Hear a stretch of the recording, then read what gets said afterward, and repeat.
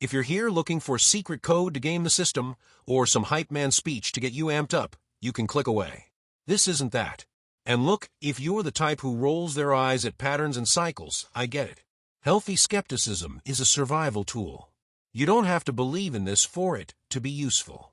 Think of this less like a prediction and more like a topographical map. If you were about to hike a mountain, you want to know where the steep parts are, right? Not so you can avoid the mountain, but so you don't try to sprint up the vertical cliff and burn out in 10 minutes. This week has a specific texture, a specific weight. Most people are going to walk into Monday morning and try to push through it like it's any other week. They're going to use brute force. And by Wednesday, they're going to be exhausted, confused, and frustrated with themselves for not getting enough done. You're not going to do that. This is just a guide for navigating the work week with less resistance. No magic, just mechanics. Take a breath. Let's look at the map. Part 2. The week's core pattern. So, the overall pattern. If I had to name it, I'd call it the adhesive gear. Imagine you're riding a bike. Normally the chain is greased. You pedal, you move. This week, the chain is dry. There's grit in it. You can pedal harder. You can stand up and grind. But the bike isn't going to move faster. It's just going to make a terrible noise and wear you out. This week favors pacing over pushing. The real issue is something I call decision friction. You know that feeling? You go to do a task you've done 1,000 times, and suddenly you hesitate. You second guess. You open the email, type 2 words, and delete them. That's the friction. It's not that you've lost your skills. It's that the mental load required to just initiate action is up about 30%. The activation energy is higher. Because of that, there's going to be a massive effort versus output imbalance. You'll feel like you worked 8 hours on Tuesday. You'll check your to-do list, and you'll have crossed off 2 things. This creates a panic response. I'm not doing enough. I'm falling behind. Stop. That feeling is a lie. It's the gear grinding. Trying harder just creates more resistance. The more you force it, the slower it goes. The more you try to break through, the more stuck you feel. This week is about consolidation, not expansion. It's about maintenance, not growth. If you run a business, this isn't the week to launch the new offer. It's the week to fix the bugs in the old one. If you're an employee, this isn't the week to volunteer for the new committee. It's the week to clear your inbox. Clarity arrives through restraint, not force. When you feel that resistance, that, ugh, I don't wanna, don't fight it. That's your brain telling you the timing is wrong. The wind is in your face this week. Don't try to sprint. Just keep walking. Head down. Conserve energy. Part 3. Day by day work week flow. Let's break down the rhythm. If you can name the day, you can stop blaming yourself for feeling off. Monday, the false start. You're going to sit down with a full head of steam. You're going to feel optimistic. And by 11 a.m., you're going to hit a wall. Not a tired wall. A confused wall. Monday is activation without direction. You have energy, but nowhere to put it. The trap, trying to make a big decision on Monday. Don't. Just triage. Tuesday and Wednesday, the sensitivity trap. These 2 days blur together. The main feature here is ego sensitivity. You're going to read into emails. You're going to think your boss is mad at you. You're going to think your partner is distant. 90% of that is just the air pressure. It's not real. Communication takes twice as much bandwidth because you're filtering for tone and content. The trap, having the talk. No important relationship conversations midweek. You don't have the bandwidth. Thursday, the pivot. This is the best day. Not because it's easy, but because the fog lifts slightly. Thursday is recalibration. You'll suddenly realize, oh, I was trying to do the wrong thing on Tuesday. Thursday is for fixing the mistakes of early week. It's for consolidation. The feeling, finally, I can see the board clearly. Use this day to reset the week, not to start a new one. Friday, the drift. Do not expect closure. Friday is going to feel like you're walking through water. Decisions will feel impossible again. This is understanding, not closure. You'll understand why the week was hard on Friday. But you won't finish everything. The trap, staying late to catch up. Go home. The work will be there Monday. It's fine. The weekend is sacred. We'll talk about that. But know this, the drift on Friday is your brain already checking out. Let it. Part 4. Life Path Breakdown 1 to 9. Now let's get specific. I'm going to group these to save time, but find your number. This is where the general weather becomes your personal forecast. Group A. The Builders. Life Paths 4 and 8. If you are a 4 or an 8, this week is going to feel like sabotage. You'll sit down to work, and the internet will die. The software will crash. The meeting will get rescheduled. It feels like the universe is actively preventing you from building. It's infuriating. Here's why. Your brain runs on completion. You get dopamine from finishing the task. This week, the finish line keeps moving. You're wired to push through obstacles, but this week the obstacles are slippery. You can't get traction. The more you push, the more you spin your wheels. So, this week does not support new construction. It supports audit and maintenance.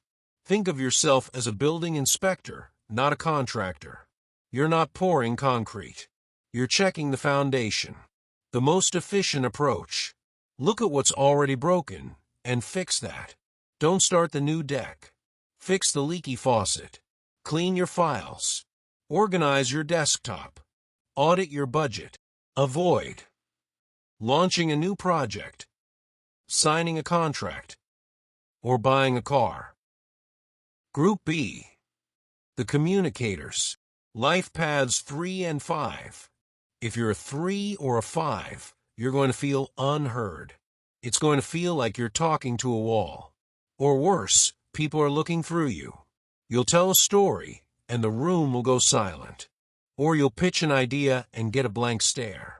It's going to make you want to talk louder. Here's the deal. You run on resonance. You need feedback loops. Yes.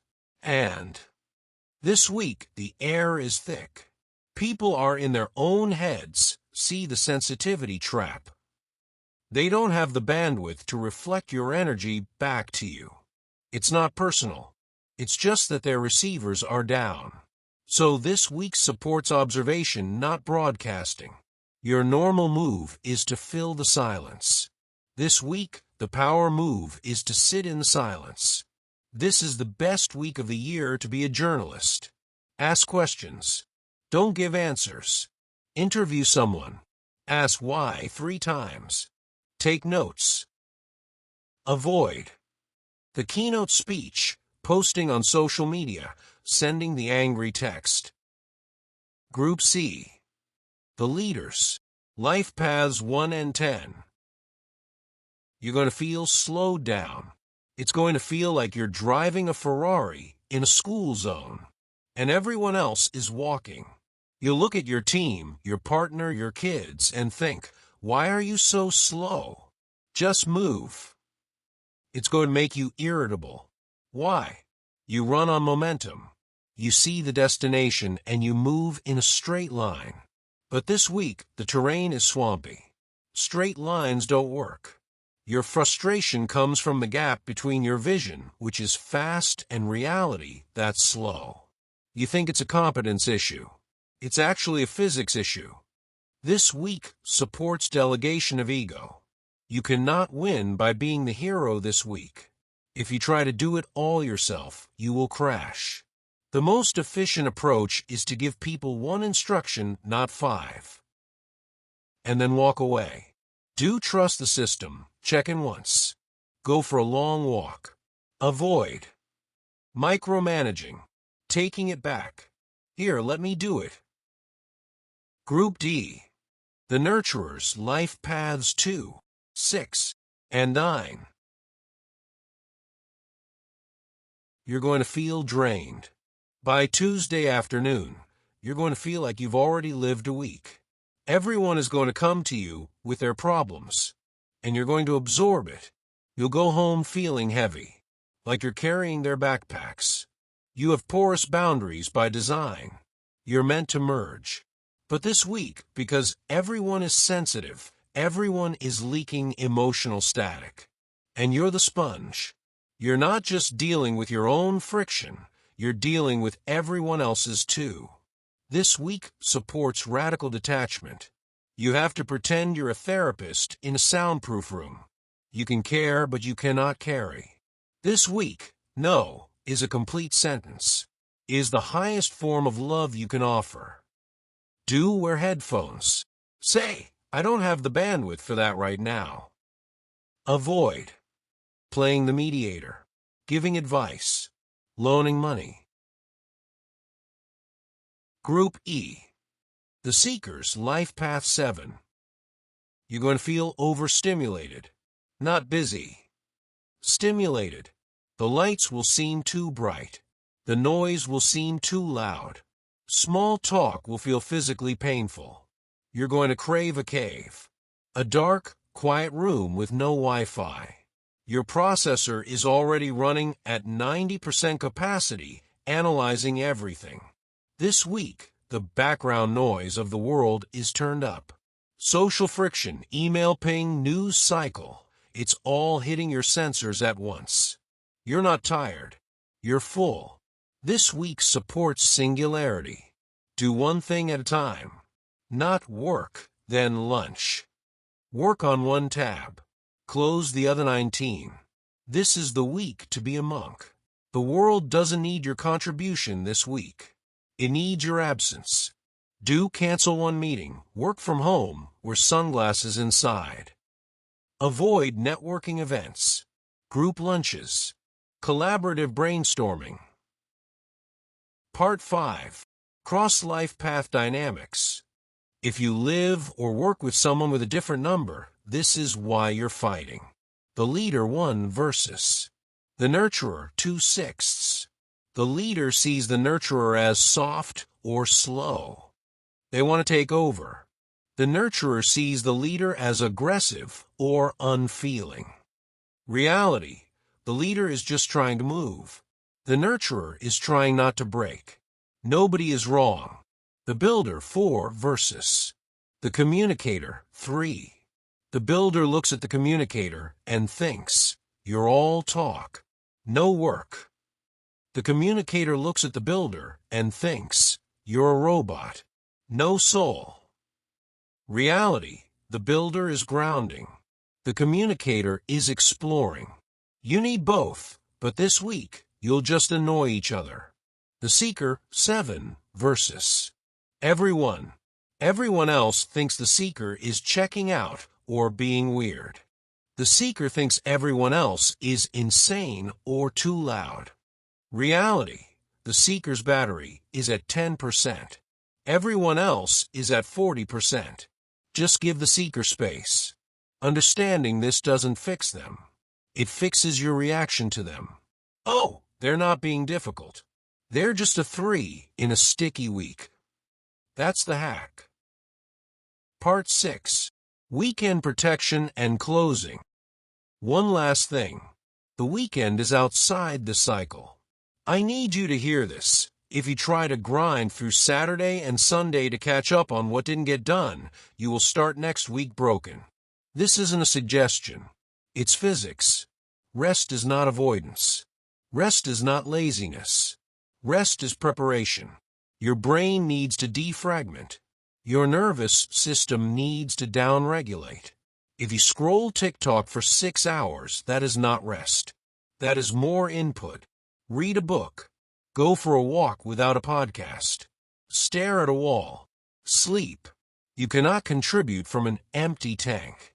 And this week is going to siphon more gas than usual. So protect the weekend. violently if you have to. So, you have the map now. The gear is sticky. Don't force it. The air is thick. Don't take it personally. Use the weak gently. Rest fully. Return stronger. I'll see you next week.